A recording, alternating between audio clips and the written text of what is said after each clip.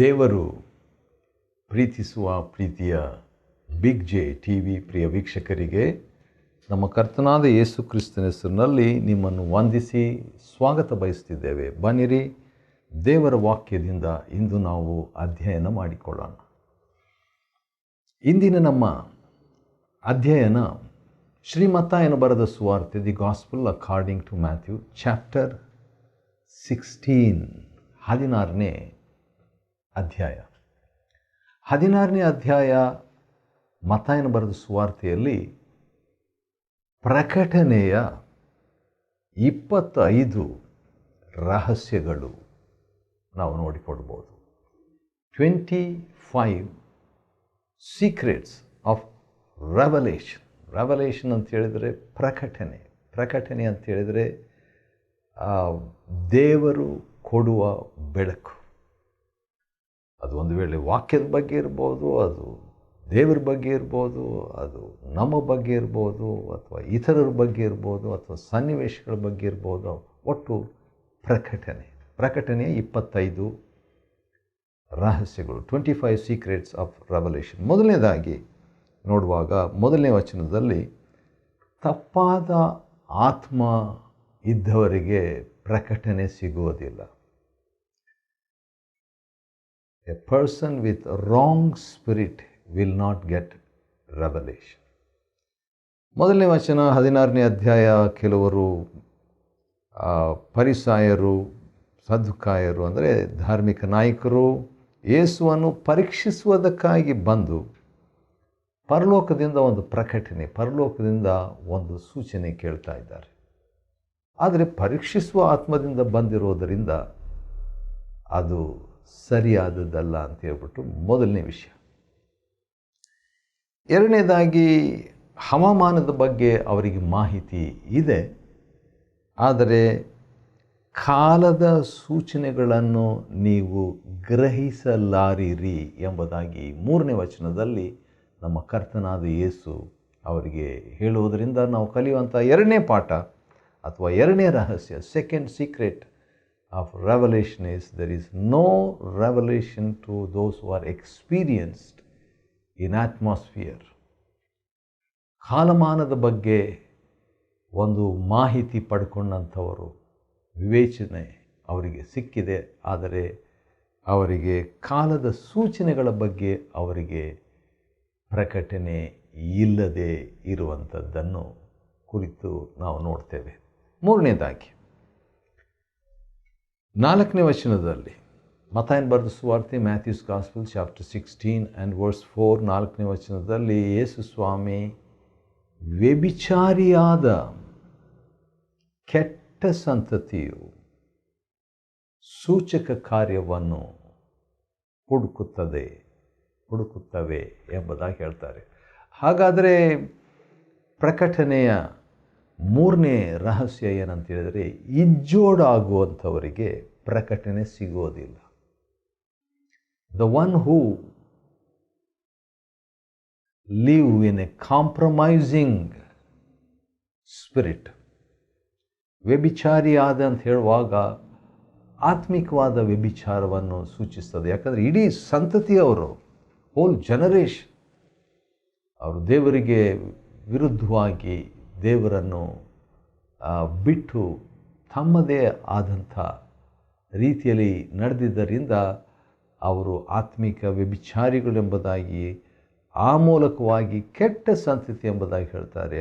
ಆದ ಕಾರಣ ಅಂಥ ಕಾಂಪ್ರಮೈಸ್ ಸ್ಪಿರಿಟ್, ಇಜ್ಜೋಡಿನ ಆತ್ಮ ಇರುವಂಥವರು ಪೂರ್ಣ ಪ್ರಕಟಣೆಯನ್ನು ಹೊಂದಿಕೊಳ್ಳಲಾರರು.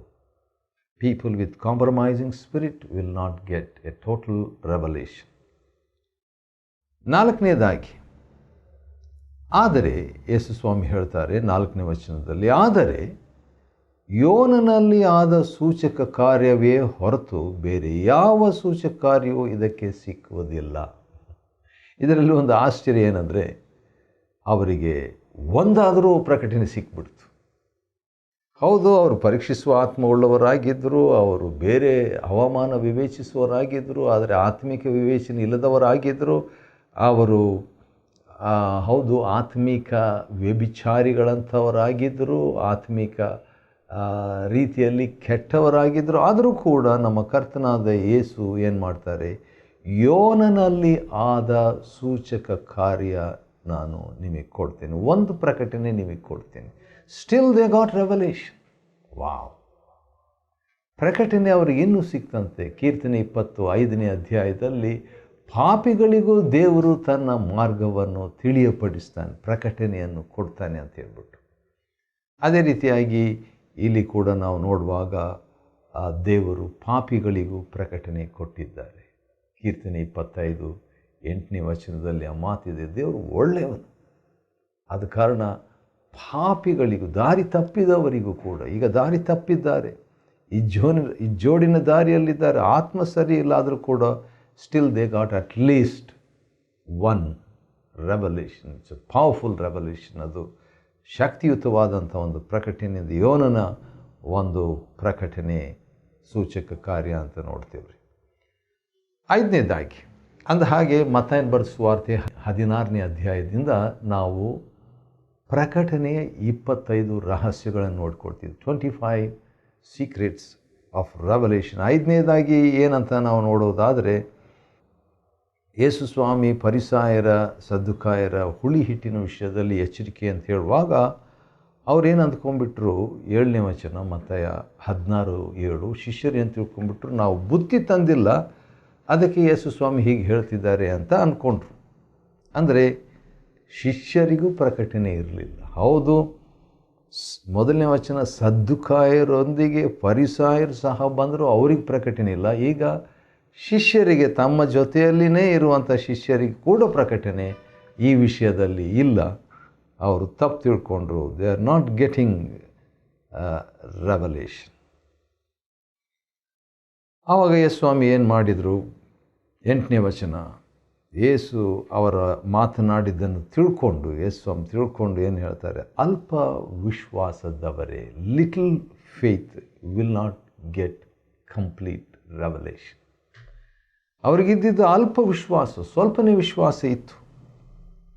ಆದ ಕಾರಣ ಅವರಿಗೆ ಅದರ ಪ್ರಕಟಣೆ ಆಗ ಸಿಕ್ಕಿರಲಿಲ್ಲ. ಯೇಸು ಸ್ವಾಮಿ ಹೇಳಿದ್ದೇ ಒಂದು, ಫರಿಸಾಯರು ಸದ್ದುಕಾಯರು ಹುಳಿ ಹಿಟ್ಟಿನ ಬಗ್ಗೆ ಎಚ್ಚರಿಕೆಯಾಗಿರಿ ಅಂದರೆ ಅವ್ರು ತಿಳ್ಕೊಂಡಿದ್ದೇ ಬುದ್ಧಿ ತರಲಿಲ್ಲ ಅಂತ ಅರ್ಥ ಮಾಡ್ಕೊಂಡಿದ್ದೇ ಬೇರೆ. ಯಾಕೆ ಪ್ರಕಟಣೆ ಇಲ್ಲ?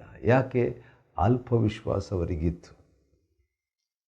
ಆ ರೀತಿಯಾಗಿ ಹೇಳಿಬಿಟ್ಟು ಯೇಸು ಸ್ವಾಮಿ ಈಗೇನು ಹೇಳ್ತಾರೆ, 9-10 ವಚನಗಳಲ್ಲಿ ಅವರು ಅದ್ಭುತದ ಬಗ್ಗೆ ಮಾತಾಡ್ತಾರೆ. ಇದ್ದಕ್ಕಿದ್ದಂಗೆ ಅಂದರೆ 5 ರೊಟ್ಟಿಯಿಂದ 5,000 ಜನರಿಗೆ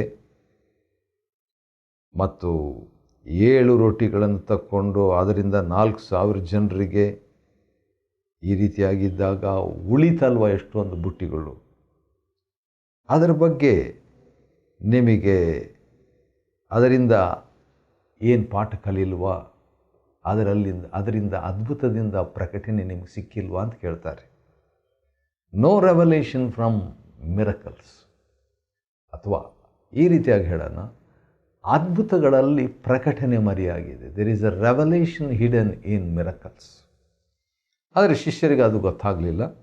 ಇದು 7ನೇ ರಹಸ್ಯ, 7th secret of revolution.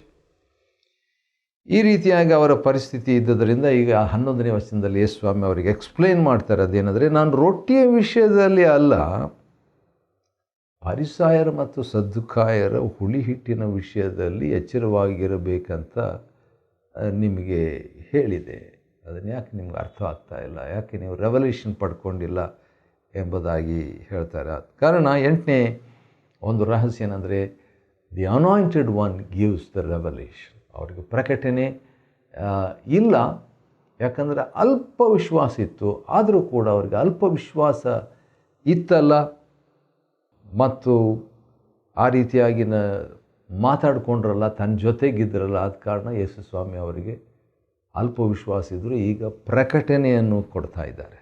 Is giving revolution. ಆ ರೀತಿಯಾಗಿ ಪ್ರಕಟಣೆಯ ವಿಷಯವಾಗಿ ಪ್ರಕಟಣೆ ಕೊಟ್ಟಾಗ 12ನೇ ವಚನದಲ್ಲಿ ರೊಟ್ಟಿಯ ವಿಷಯ, ಹುಳಿಯ ವಿಷಯದಲ್ಲಿ ಅಲ್ಲ, ಫರಿಸಾಯರು ಮತ್ತು ಸದ್ದುಕಾಯರ ಬೋಧನೆಯ ವಿಷಯದಲ್ಲಿ ತಾವು ಎಚ್ಚರವಾಗಿರಬೇಕೆಂದು ಯೇಸು ಹೇಳಿದ್ದನ್ನು ಅವರು ಗ್ರಹಿಸಿಕೊಂಡರು. ದೇ ಗಾಟ್ ರೆವಲೇಷನ್, ಪ್ರಕಟಣೆ ಪಡ್ಕೊಂಡ್ರು. ಯೇಸುಸ್ವಾಮಿ ಮಾತಾಡ್ತಾ ಇದ್ದಾಗ ನೋಡಿ ಅವ್ರಿಗೆ ಪ್ರಕಟಣೆ ಸಿಕ್ಬಿಡ್ತು. ಯೇಸುಸ್ವಾಮಿ ಪ್ರಕಟಣೆ ಕೊಟ್ಟಾಗ ಅವರಿಗೆ ಪ್ರಕಟಣೆ ಸಿಕ್ಬಿಡ್ತು. ಸರಿ, ಮತ್ತು ಅಂದ ಹಾಗೆ ಮತ್ತಾಯನ ಬರೆದ ಸುವಾರ್ತೆ 16ನೇ ಅಧ್ಯಾಯವನ್ನು ಅಧ್ಯಯನ ಮಾಡಿಕೊಳ್ತಿದ್ದೇವೆ. ಅದರಲ್ಲಿ ಪ್ರಕಟಣೆಯ ಅಂದರೆ ದೇವರು ಕೊಡುವ ಬೆಳಕಿನ ವಿಷಯದಲ್ಲಿ 25 ರಹಸ್ಯಗಳನ್ನು ನಾವು ನೋಡಿಕೊಳ್ತಾ ಇದ್ದೇವೆ. ಅದರಲ್ಲಿ 10ನೇ ರಹಸ್ಯ ಏನಂತ ನಾವು ನೋಡುವಾಗ, ಈಗ 13ನೇ ವಚನ ನಾವು ನೋಡುವುದಾದರೆ, ಮನುಷ್ಯಪುತ್ರನಾದ ನನ್ನನ್ನು ಜನರು ಯಾರನ್ನುತ್ತಾರೆ ಎಂಬುದಾಗಿ ಕೇಳ್ತಾರೆ. ಕೇಳಿದಾಗ ಯೇಸುಸ್ವಾಮಿ ಯಾರೆಂಬ ಪ್ರಶ್ನೆ ಕೇಳಿದಾಗ ಅದಕ್ಕೆ 3-4 ಆನ್ಸರ್ ಬರ್ತೈತೆ.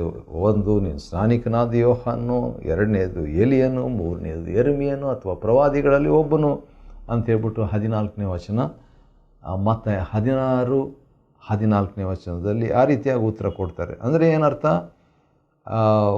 ಅವರು ಜನರ ಯೇಸು ಯಾರು ಎಂಬುದರ ಬಗ್ಗೆ ಜನರ ಅಭಿಪ್ರಾಯ ಇದು.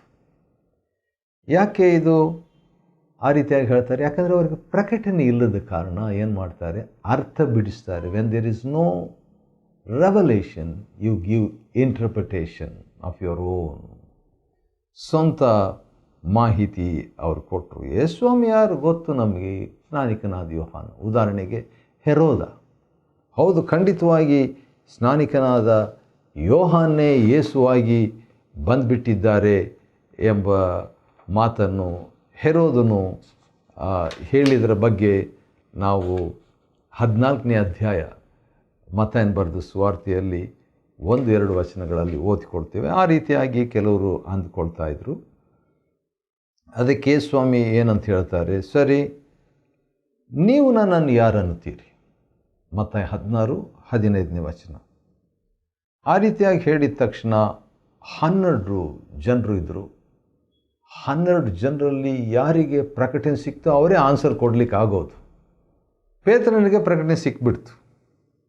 ಹಾಗಾದರೆ 1 ಔಟ್ ಆಫ್ 12 ಗೆಟ್ಸ್ ರೆವಲೇಷನ್. ಯೇಸುಸ್ವಾಮಿ ಶಿಷ್ಯರಲ್ಲಿ ಕೂಡ ಎಲ್ರಿಗೂ ಸಿಗಲಿಲ್ಲ. ಯೋಹಾನನು ಮಾತಾಡಲಿಲ್ಲ.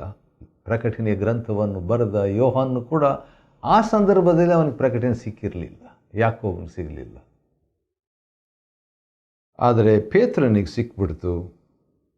ಏನಂತ ಹೇಳ್ತಾನೆ, 16 ಮತ್ತಾಯನ ಬರೆದ ಸುವಾರ್ತೆ, ನೀನು ಕ್ರಿಸ್ತನು ಜೀವಸ್ವರೂಪನಾದ ದೇವಪುತ್ರನು ಎಂಬುದಾಗಿ ಹೇಳಿದಾಗ, ಹೌದು ಆತನಿಗೆ ಪ್ರಕಟಣೆ ಸಿಕ್ತು. ಯೇಸುಸ್ವಾಮಿಗೂ ಭಾಳ ಸಂತೋಷ ಆಗೋಯಿತು. ಯಾಕಂದರೆ 17ನೇ ವಚನದಲ್ಲಿ, ಯೋನನ ಮಗನಾದ ಸೀಮೋನ್ನೇ ನೀನು ಧನ್ಯನು.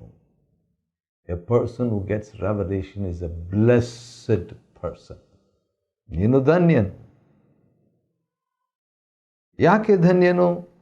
ಯಾಕೆಂದರೆ ಇದನ್ನು ಪ್ರಕಟಿಸಿದ್ದು ಮಾನವರಲ್ಲ, ಪರಲೋಕದಲ್ಲಿರುವ ನನ್ನ ತಂದೆಯೇ ನಿನಗೆ ಪ್ರಕಟಿಸಿದರು. My father has revealed to you. ಹಾಗಾದರೆ ಆ ಸಂದರ್ಭದಲ್ಲಿ ಪೇತ್ರನಿಗೆ ಯಾರ ಜೊತೆಗೆ ಕನೆಕ್ಷನ್ ಲಿಂಕ್ ಇತ್ತು ಅಂದರೆ ತಂದೆ ಜೊತೆಗೆ ಕನೆಕ್ಷನ್ ಇತ್ತು. ಹೌದು, ಯೇಸುಸ್ವಾಮಿ ತಂದೆ ಜೊತೆಯಲ್ಲಿ ಈಗ ಸಂಬಂಧ ಇದೆ, ಲಿಂಕ್ ಇದೆ. ಆದರೆ ಶಿಷ್ಯರಲ್ಲಿ ಪೇತ್ರನು ತಂದೆ ಜೊತೆಗೆ ಯೇಸುಸ್ವಾಮಿ ಯಾವ ರೀತಿಯಾಗಿ ತಂದೆ ಹತ್ರ ಲಿಂಕ್ ಇಟ್ಕೊಂಡ್ರು, ಅದೇ ರೀತಿಯಾಗಿ ಪೇತ್ರನು ಈಗ ತಂದೆಯ ಜೊತೆಯಲ್ಲಿ ಲಿಂಕ್ ಇಟ್ಕೊಂಡಿದ್ದ ಕಾರಣ ಈಗ ಯೇಸುಸ್ವಾಮಿಯ ವಿಷಯದಲ್ಲಿ ಕೂಡ ಆತನಿಗೆ ಪ್ರಕಟಣೆ ಲಭ್ಯವಾಯಿತು. He got revelation connected to God father. ಆ ರೀತಿಯಾಗಿ ಪ್ರಕಟಣೆ ಇವನಿಗೆ, ಪೇತ್ರನಿಗೆ ತನ್ನ ಬಗ್ಗೆ ಅಂದರೆ ಕ್ರಿಸ್ತನ ಬಗ್ಗೆ ಪ್ರಕಟಣೆ ಸಿಕ್ತಲ್ವಾ. ಸಿಕ್ಕಿದ ತಕ್ಷಣ ಈಗ ಯೇಸುಸ್ವಾಮಿ ಏನು ಮಾಡ್ತಾರೆ, ಹಿ ಗಿವ್ಸ್ ಮೋರ್ ರೆವಲೇಷನ್. ಯಾರಾದರೂ ನಂಬಿಗಸ್ತರಾಗಿ ಪ್ರಕಟಣೆಯನ್ನು ಇಟ್ಕೊಂಡ್ರೆ ಅವರಿಗೆ ಹೆಚ್ಚು ಪ್ರಕಟಣೆ ಲಭ್ಯವಿರುತ್ತದೆ. The one who gets revelation and is faithful, he gets more revelation. Mattaya 16 ಮತ್ತು 18ನೇ ವಚನದಲ್ಲಿ ನಾವು ನೋಡಿಕೊಳ್ಳುವಾಗ ಸಭೆ ಬಗ್ಗೆ ಪ್ರಕಟಣೆ, ಯೇಸುಸ್ವಾಮಿ ಈಗ ತನ್ನ ಬಗ್ಗೆ ಪ್ರಕಟಣೆ, ಕ್ರಿಸ್ತನ ಬಗ್ಗೆ ಪ್ರಕಟಣೆ ಸಿಕ್ತು. ಈಗ ಸಭೆಯ ಬಗ್ಗೆ ಪ್ರಕಟಣೆ, ಸಭೆಯನ್ನು ಕಟ್ಟುವೆನು ಅಂತ ಹೇಳಿದಾಗ ಈಗ ಆ ರೀತಿಯಾಗಿ ಹೇಳಿಬಿಟ್ಟು 19ನೇ ವಚನದಲ್ಲಿ ನಾನು ನಿನಗೆ, ನಿಮಗೆ ಅಲ್ಲ, ನಿನಗೆ ಪರಲೋಕದ ಬೀಗದ ಕೈಗಳನ್ನು ಕೊಡುವೆನು. Heavenly authority. ಪ್ರಕಟಣೆಯ 15ನೇ ರಹಸ್ಯ ಏನಂತ ಹೇಳಿದ್ರೆ ಸ್ವರ್ಗೀಯ ಅಧಿಕಾರ ಲಭ್ಯವಾಗ್ತದೆ ಅಂತ ಹೇಳ್ಬಿಟ್ಟು. ಒಂದು ಪ್ರಕಟಣೆ ಸಿಕ್ತಂದ ತಕ್ಷಣ ಇನ್ನೊಂದು ಪ್ರಕಟಣೆ, ಇನ್ನೊಂದು ಅಧಿಕಾರ ಆ ರೀತಿಯಾಗಿ ಸಿಗ್ತಾ ಇರ್ತದೆ. ನೀನು ಯಾವುದನ್ನು ಭೂಮಿಯ ಮೇಲೆ ಕಟ್ಟುತ್ತೀಯೋ ಪರಲೋಕದಲ್ಲಿ ಕಟ್ಟಲಾಗುವುದು, ಭೂಮಿಯ ಮೇಲೆ ಯಾವುದನ್ನು ಬಿಚ್ಚುತ್ತೀಯೋ ಅದು ಪರಲೋಕದಲ್ಲಿ ಬಿಚ್ಚಲಾಗುವುದು ಅಂತ ಹೇಳುವಾಗ ಪರ್ಸನಲ್ ಅಥಾರಿಟಿ, ಸ್ವರ್ಗೀಯ ಅಧಿಕಾರ ಈಗಾಗಲೇ ಬೀಗದ ಕೈಗಳು ಸಿಕ್ತು. ಈಗ ವೈಯಕ್ತಿಕವಾದ ಅಧಿಕಾರ ಕೂಡ ಆ ಪೇತ್ರನಿಗೆ ಸಿಗ್ತಾ ಇದೆ. ಯಾಕಂದರೆ ಪ್ರಕಟಣೆ, ಇನ್ನೊಂದು ಪ್ರಕಟಣೆ, ಇನ್ನೊಂದು ಎಂಬುದಾಗಿ ಇನ್ನೊಂದು ರಹಸ್ಯ, ಇನ್ನೊಂದು ರಹಸ್ಯ, ಇನ್ನೊಂದು ಆಶೀರ್ವಾದ ಎಂಬುದಾಗಿ ಸರಣಿ. It's a chain revolution. ಅದಾದ ನಂತರ ಯೇಸು ಸ್ವಾಮಿ ಇದು ಯಾರಿಗೂ ಹೇಳಬಾರ್ದು, ತಾನು ಯಾರು ಅಂತ ಹೇಳಿಬಿಟ್ಟು ಈಗ ಯೇಸು ಸ್ವಾಮಿ ತನ್ನ ಮರಣ, ಶಿಲುಬೆಯ ಬಗ್ಗೆ, ಶ್ರಮ ಮರಣದ ಬಗ್ಗೆ ಮಾತಾಡ್ತಾರೆ. ಆ ರೀತಿಯಾಗಿ ಮಾತನಾಡಿದಾಗ ಪೇತ್ರನು ಅವನ ಪ್ರತಿಕ್ರಿಯೆ, ಸ್ವಾಮಿ ಹೀಗಲ್ಲ ನಿನಗೆ ಆಗಬಾರ್ದು ಅಂತ 22ನೇ ವಚನದಲ್ಲಿ ಹೇಳ್ತಾನೆ. ಮತ್ತೆ 16 ಆ ರೀತಿಯಾಗಿ ಹೇಳಿದಾಗ ಯೇಸು ಸ್ವಾಮಿ 23ನೇ ವಚನದಲ್ಲಿ ಪೇತ್ರನಿಗೆ, ಸೈತಾನೇ ನನ್ನಿಂದ ತೊಲಗು, ನೀನು ನನಗೆ ಅಡ್ಡಿಯಾಗಿದ್ದಿ ಎಂಬುದಾಗಿ ಹೇಳ್ತಾರೆ. ಹಾಗಾದರೆ ಪೇತ್ರನಿಗೆ ಕ್ರಿಸ್ತನ ಬಗ್ಗೆ ಪ್ರಕಟಣೆ ಸಿಕ್ತು. ಹೌದು, 16ನೇ ವಚನದಲ್ಲಿ 16 ಮತ್ತಾಯ. ಈಗ ಪೇತ್ರನಿಗೆ ಶಿಲುಬೆಯ ಪ್ರಕಟಣೆ ಸಿಕ್ಕಿಲ್ಲ. he did not get the revelation of the cross. ಆದ ಕಾರಣ ಒಂದು ಪ್ರಕಟಣೆ ಸಿಕ್ಕಿ ಇನ್ನೊಂದು ಪ್ರಕಟಣೆ ಸಿಗದೆ ಹೋಗೋ ಸಾಧ್ಯತೆ. ಆಗ ಯೇಸು ಸ್ವಾಮಿ ಅವರನ್ನು ಅಭಿನಂದಿಸಿರು, ಈಗ ಗದರಿಸಬೇಕಾಯಿತು. ಯಾಕೆ ಇವನಿಗೆ ಪೇತ್ರನಿಗೆ ಸಿಗಲಿಲ್ಲ ಪ್ರಕಟಣೆ? ಅದೇ 23ನೇ ವಚನದ 2ನೇ ವಚನದ ಭಾಗದಲ್ಲಿ, ನೀನು ದೇವರ ವಿಷಯದಲ್ಲಿ ನಿನ್ನ ಮನಸ್ಸಿಡದೆ ಮನುಷ್ಯರ ವಿಷಯಗಳಲ್ಲಿಯೇ ಮನಸ್ಸಿಟ್ಟಿದ್ದಿ. ಆದ ಕಾರಣ ಯಾಕೆ ಪ್ರಕಟಣೆ ಸಿಗೋದಿಲ್ಲ ಅಂದರೆ ಹ್ಯೂಮನಿಸಮ್ ಬ್ಲಾಕ್ಸ್ ರೆವಲ್ಯೂಷನ್. ಮಾನವೀಯತೆ ಪ್ರಕಟಣೆಯನ್ನು ಅದು ಅಡ್ಡಿಪಡಿಸ್ತದೆ. ಆನಂತರ ಯೇಸು ಸ್ವಾಮಿ ಹೇಳ್ತಾರೆ ಏನಂತ, ಯಾವನಾದರೂ ನನ್ನ ಶಿಷ್ಯನಾಗು ಬಯಸುವುದಾದರೆ ತಮ್ಮನ್ನೇ ನಿರಾಕರಿಸಿ. Self denial leads to revolution. ನಿರಾಕರಣೆ ಪ್ರಕಟಣೆಗೆ ನಡೆಸ್ತದೆ. ಅನಂತರ ನೋಡುವಾಗ ತಮ್ಮ ಶಿಲುಬೆಯನ್ನು ಹೊತ್ತುಕೊಂಡು, taking up the cross leads to revolution. ಅದು 20ನೇ ರಹಸ್ಯ. ಅನಂತರ ಶಿಲುಬೆ ಹೊತ್ಕೊಂಡು ನನ್ನನ್ನು ಹಿಂಬಾಲಿಸು ಅಂತ ಹೇಳ್ತಾನೆ. Following Jesus leads to revolution. Wow. ಆನಂತರ ಇನ್ನೊಂದು ದೊಡ್ಡ ಮಾತು, ತನ್ನ ಪ್ರಾಣವನ್ನು ಕಳೆದುಕೊಳ್ಳುವರು ನನ್ನ ನಿಮಿತ್ತವಾಗಿ ಅದನ್ನು ಕಂಡುಕೊಳ್ಳುವರು. 25ನೇ ವಚನ. Losing life or willing to lose life leads to revolution. ಪ್ರಾಣ ಕಳ್ಕೊಳ್ಳಿಕ್ಕೆ ಮನಸ್ಸು ಮಾಡುವಂಥದ್ದು ಪ್ರಕಟಣೆಗೆ ನಡೆಸ್ತದೆ. 26ನೇ ವಚನದಲ್ಲಿ ದೊಡ್ಡ ಮಾತು ಹೇಳ್ತಾರೆ, ಇಡೀ ಲೋಕವನ್ನು ಸಂಪಾದಿಸಿಕೊಂಡ್ರು ಪ್ರಾಣ ನಷ್ಟಪಟ್ಟರೆ ಏನು? Revolution is more important then gaining the whole world. ಅನಂತರ ಮಹಿಮೆಯಲ್ಲಿ ಬರುವಾಗ ಪ್ರತಿಫಲವನ್ನು ಕೊಡ್ತೇನೆಂಬುದಾಗಿ 27ನೇ ವಚನದಲ್ಲಿ ಸ್ವಾಮಿ ಹೇಳ್ತಾರೆ. ಹಾಗಾದರೆ ರೆವಲ್ಯೂಷನ್ ಲೀಡ್ಸ್ ಟು ರಿವಾರ್ಡ್ಸ್.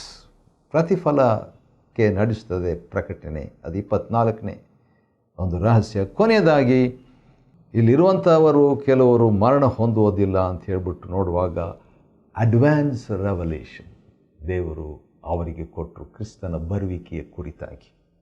ಆಶ್ಚರ್ಯ.